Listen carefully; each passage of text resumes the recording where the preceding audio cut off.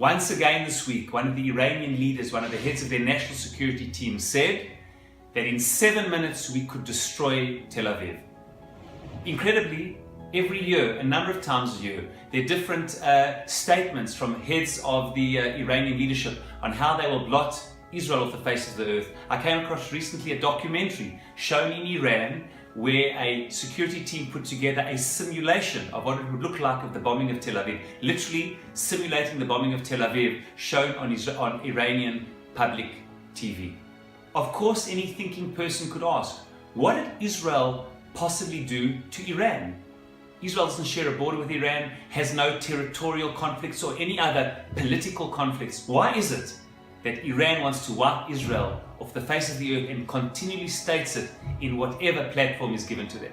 You see, the answer lies not in the political realm, but in the spiritual realm.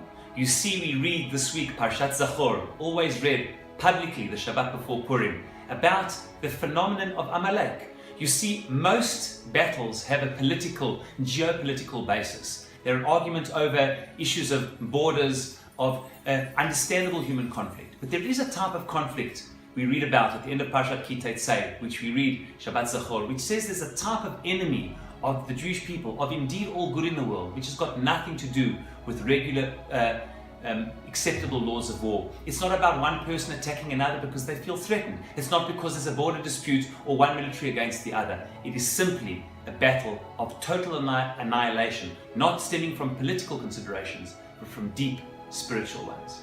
This phenomenon is known as Amalek, that we are commanded to remember in our hearts and to publicly read about once a year. Indeed, a very strong halachic basis to a public reading, and in many ways the strictest of readings that we read, in different variations of it, to make sure that we're pronouncing it correctly, to remember the phenomenon of Amalek, to remember, and lo tishkach, never to forget. While it is true that the nation of Amalek no longer exists, because since Sancherib, the king of Assyria, mixed up all of the populations, and therefore the actual command to obliterate Amalek as a people no longer exists. But boy oh boy, are we commanded to remember and to publicly state that there is evil for the sake of evil which exists in the world, some type of Yetzer Hara Klalit, just like there's a Yetzer Hara part of us which aims to destroy our organism, to self-destruct, so too in the world there is a Yetzer Hara Klali, say many of the Hashkafic thinkers, which his aim is to oppose all good in the world. And therefore, we read about, what do we read about when we read about Amalek? We read about that when we came out of Mitzrayim. Remember what Amalek did, but what did they do? They attacked us for no reason. For no reason. And who did they attack? Not armies, not conventional warfare. They attacked the weak, the young, the infirm, all those who had nothing whatsoever threatening about them. It was a moral, spiritual attack on the very moral foundations of what the Jewish people stand for. A people came out of Mitzrayim to receive the Torah, to bring spiritual hope and moral clarity to the world. That needs to be opposed.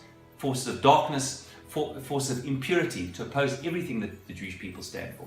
As we read this week's reading of Zachor, we should remember that evil for the sake of evil exists. Those who wish to totally annihilate the Jewish people and indeed all good in the world through terror and unconventional, not accepted moral modes of human interaction exist, and we hope and pray that as we read about this and internalize it, terror and those who terrorize and aim to annihilate and destroy should be, these forces should be obliterated from the world. Their hearts should turn within them back to the forces of good, and through the light of Torah, in light of what the Jewish people stand for, that light should really uplift all and bring this light to illuminate even the most darkest and destructive corners of the globe.